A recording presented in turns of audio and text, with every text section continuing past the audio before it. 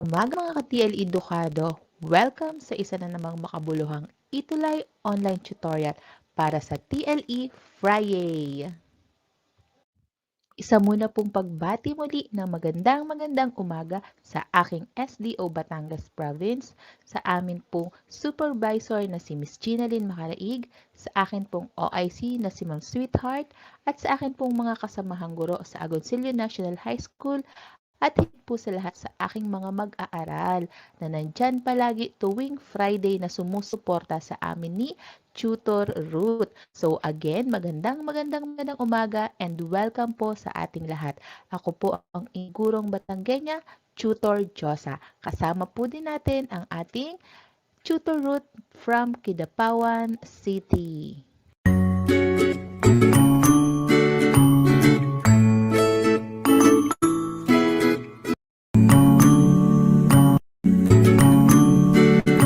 Minuto para gawin ito.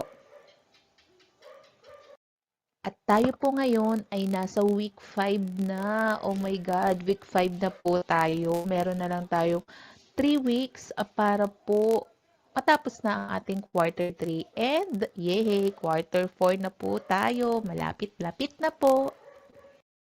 At para po sa ating week 5, ang magiging topic po natin today is understand recycling.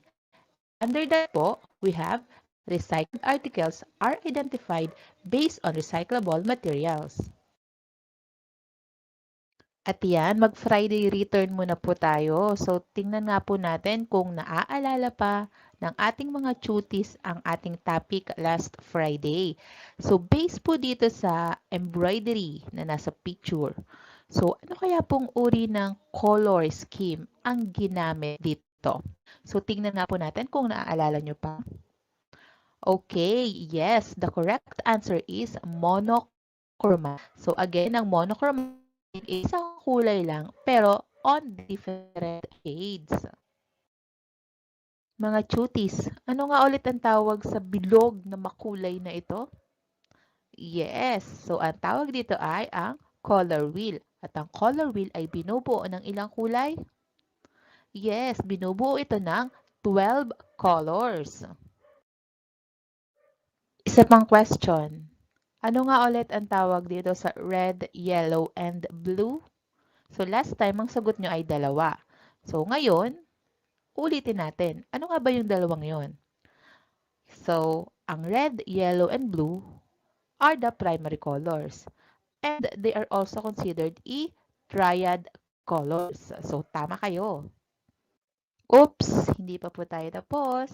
Ang thank you po na yan ay para po sa mga milyong estudyante, guro, at principal at school na nag-participate po sa ibinigay namin munting assignment sa kanila last Friday. So, napakarami po nilang nag-tag sa amin. Kaya hindi na po namin maisa-isa. So, at the end of the quarter, so itatry po namin na ipakita po ang kanilang mga output. So, ngayon, ang marireceive lang po nila sa amin is a big thank you. Let's start.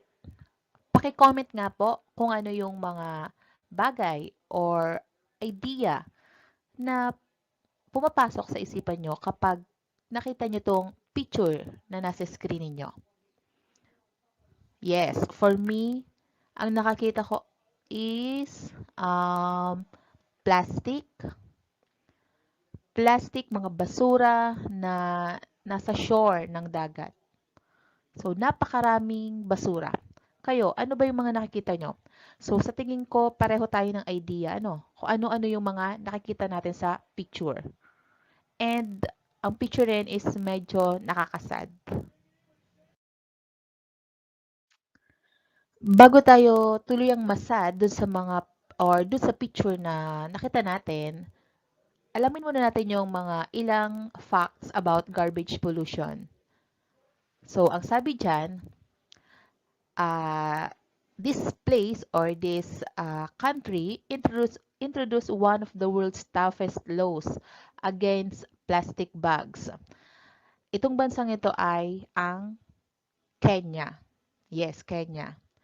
And ocean plastic will outweigh all of the ocean's fish by year 2050. Ito, nakakasa din. 2050, ang sabi dyan, parang ang plastic ay matatabunan na ang ating karagatan and sobrang nakakasad din. And ito pa, 2.7 million tons of plastic waste are generated each year in what country? Yes, may nanalo na. Pilipinas po. Philippines, imagine 2.7 million tons of plastic. And itong mga facts na to is hindi nakakatuwa and talaga pong nakakasad. In the Philippines then, dito matatagpuan ang Payatas Dump Site. It was the largest dump in Manila na binubuo ng 13 hectares na lupain. Ang pagkakatanda ko ito ay nagsara pansamantala kasi nagkaroon ng aksidente na kumitil ng maraming buhay. Pero ngayon, I think it is operational na ulit. As a student, as a Filipino, what you can do about trash pollution? And yan ang pag-aaralan natin sa araw na ito. Familiar ba kayo sa picture na naka-flash dyan sa ating screen? Yang may arrow, dalawang arrow and ang earth. Ito ay sumisimbolo sa word na recycling or recycle. Tama ba? Sa tingin ko alam niyo naman lahat kung ano ang sinisimbolo ng logo na to. And ang lesson nga natin ngayong araw na ito is understanding recycling. And after going through this lesson, you are expected to identify recycled articles based on recycled materials. So at the end of this lesson, so ma-identify nyo yung iba't ibang recycled articles na mula sa isang recycled material. Let us define first recycling. Ang sabi diyan, it is the process of transforming items which already serve its original purpose but is still durable into something that can still be used for another purpose. One good answer to the worsening problem of garbage disposal. So ang recycling is creating something new. Nagki-create tayo ng isang bagay mula sa isang bagay na nagamit na or patapon na. And ang sabi diyan, ito ay isang napakagandang paraan, or sagot para maiwasan natin or mabawasan man lang ang problema sa garbage disposal. And sa halip, ang sabi diyan, sa halip na natin yung mga scrap natin na sa tingin natin ay pwede pa namang mapakinabangan, bakit hindi tayo maging imaginative, creative, and resourceful person? Kagaya ng mga estudyante. Alam ko kayo, mga tutis namin is, yung panahon ngayon is as in a very imaginative, very creative, and very resourceful. So, kapag magagamit natin tong mga katangian na to, mai apply natin into recycling. So, I think mababawasan talaga ang problema natin sa garbage. Ang sabi nga nila, there is cash in trash. Kung sa Tagalog, may pera sa basura. Ang kailangan lang natin ay a little entrepreneurial skills and a lot of concern for environment. And we have two types of recycling. First, we have internal and the second one is external. So focus muna tayo sa internal. Ang sabi dyan, internal recycling involves the use of materials that are waste products of a manufacturing process.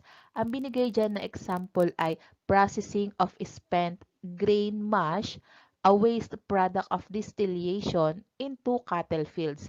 So based on my understanding, yan yung mga distillation kasi is parang pagse-separate ng liquid, parang iminash mo, iniga mo yung isang mga ang binigay dyan ay grain. So yung grain ay iniga natin and yung sapal nun is pwede nating magamit into cattle fields.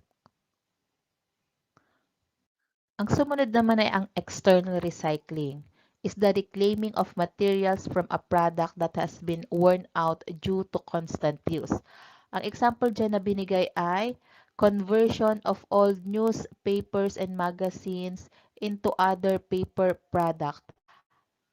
ang mga lumang dyaryo at mga lumang magasin ay pwede pa nating magawa ng iba pang produkto na as in paper product pa rin. For example, ginagamit natin, pwede siyang i-recycle ng through machine, di ba? Para maging paper ulit, magamit ulit natin as papel. Sa TikTok, meron akong nakikita na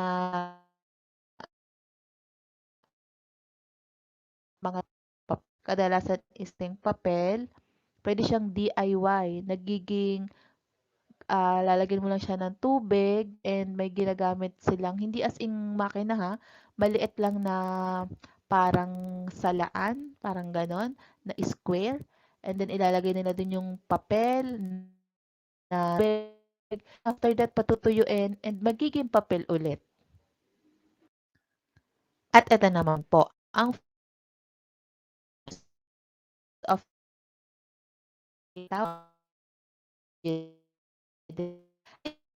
of and kung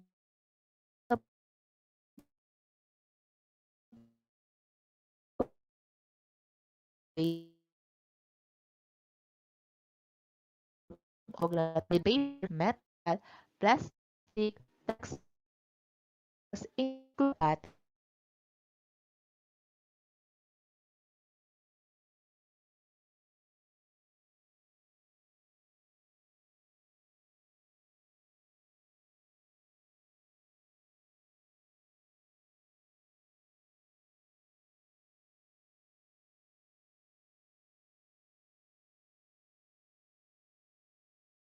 of recyclable materials at yung mga recycled articles na pwedeng mabuo from them.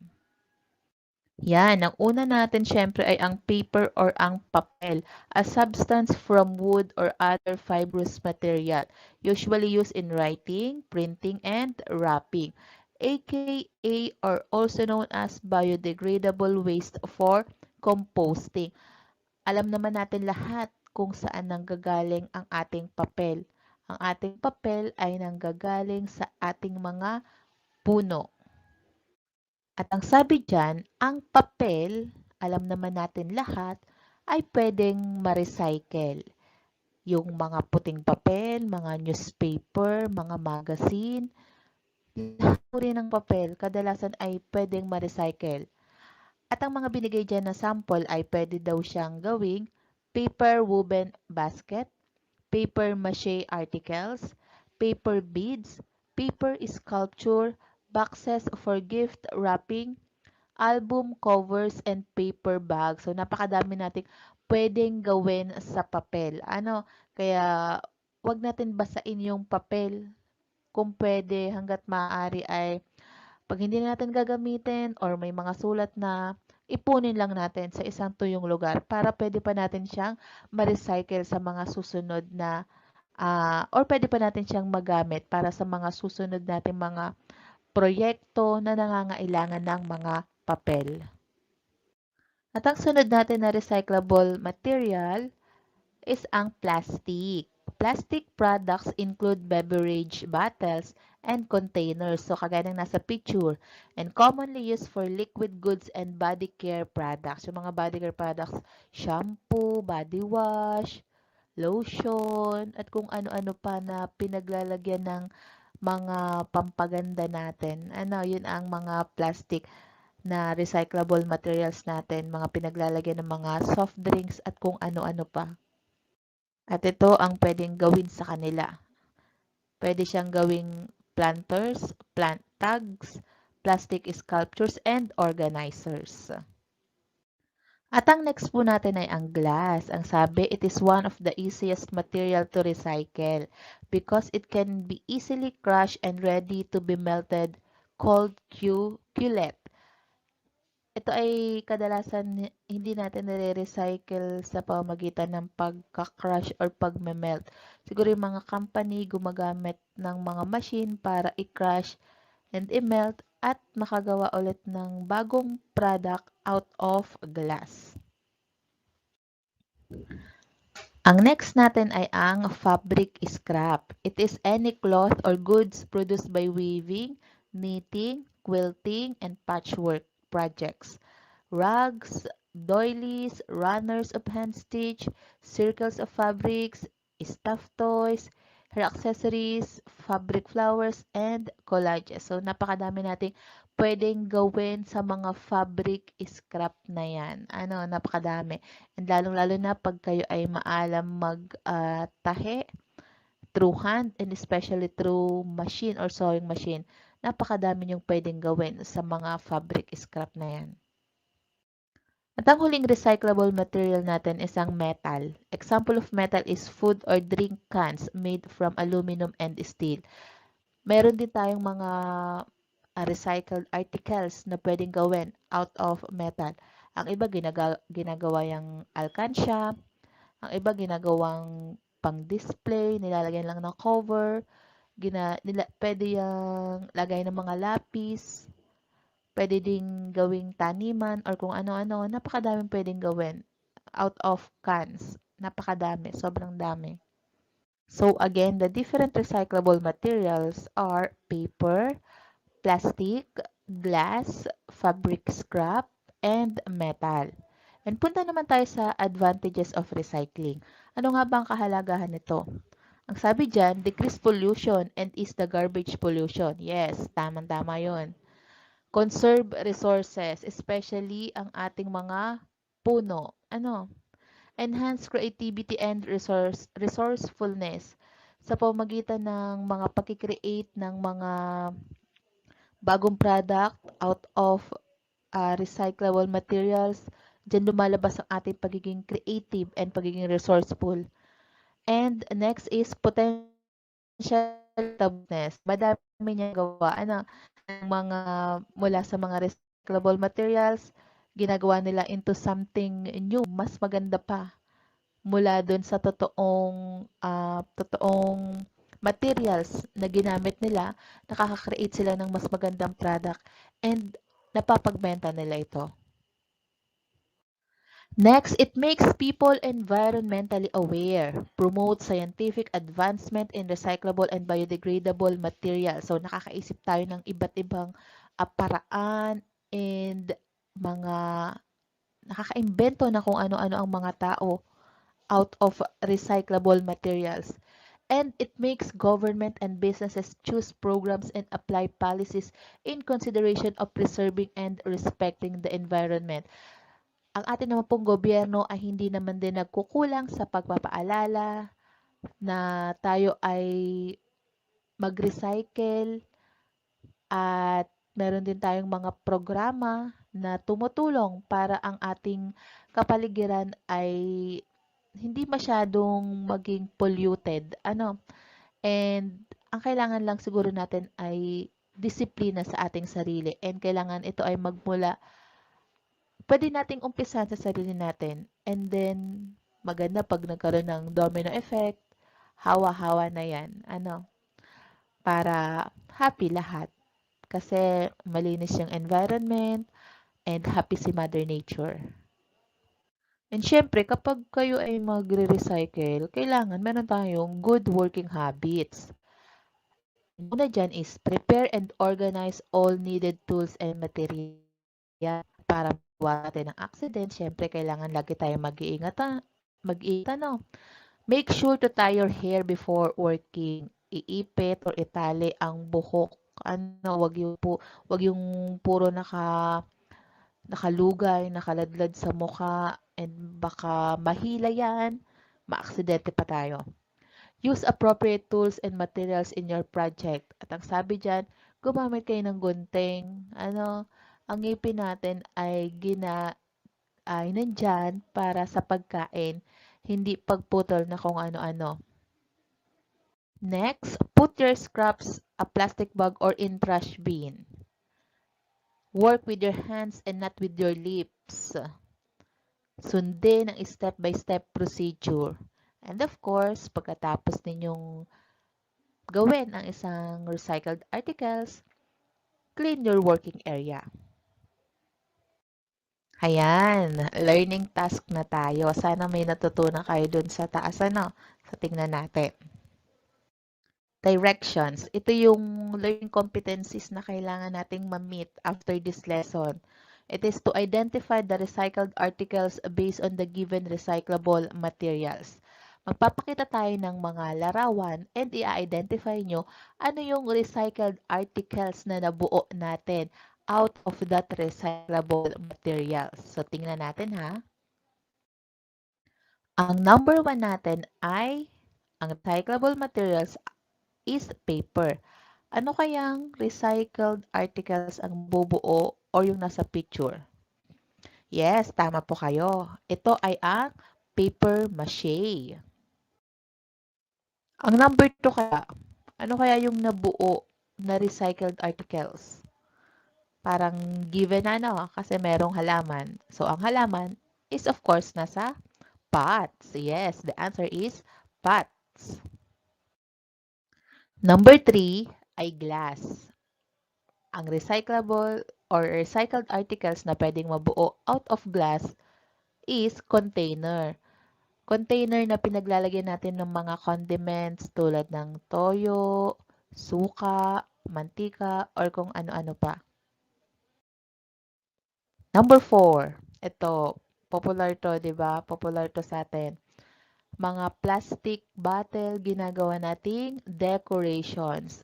And ang pinaka-popular dyan is Christmas decor. Ang number 5 kaya, ano kaya to? Gawa siya sa paper. Yes, siya ay paper bags. Ang number 6, gawa siya sa mga fabric scrap na tinahi sa sako. Ito ay pwedeng gawing floor mat or doormat. Itong number 7, ano kaya to? Ito ay mga paper na ginawang paper beads. At itong mga paper beads na ito ay pwedeng pwede siyang gawing bracelet, pwede siyang gawing kwintas, at kung ano-ano pa. Pwede din gawing kortina. Ano? At ang number 8, sino sa inyong nag-iipon ng ganyan mula sa mga can ng mga soft drinks? Ito, iniipon-ipon and then ginagawa nating ano? Yes, keychain. At ang number 9, kadalasan ito ay gawa sa mga plastic and sa mga iniinom, yung mga nasa Tetra Pak. At ito ay pwedeng gawing o yung nasa picture natin ay ang bag. Ito, gawa din to sa fabric scrap. Pwede pala tayong gumawa ng ganito. Ano? Ito ay ang mga dolls or mga laruan. Nakakatuwa. Ang cute. And yan, we are done. At paalala lang, ang sabi dyan, you can't change the past, but you can change the future. Always remember to recycle. Ibig sabihin, hindi pa huli ang lahat. Pwede pa tayong mag-umpisa ngayon. Hindi man natin kayang baguhin pa ang nakaraan. So at least kaya nating baguhin ang nakaraan ng kinabukasan. At kung gusto nyo po ng kopya or ng module, ito po yung mga references na ginagamit namin. CLMD 478 TLE Handicraft Making Exploratory Course. Galing po yan sa Calabarzon Pivot 4A Cube. At ang mga pictures po are from Canva. And kumuha din po ako ng iba sa Google na Creative Commons licenses. Muli po, maraming salamat sa pag-tune in ninyo at pagbibigay nyo ng class ngayong araw ng Friday.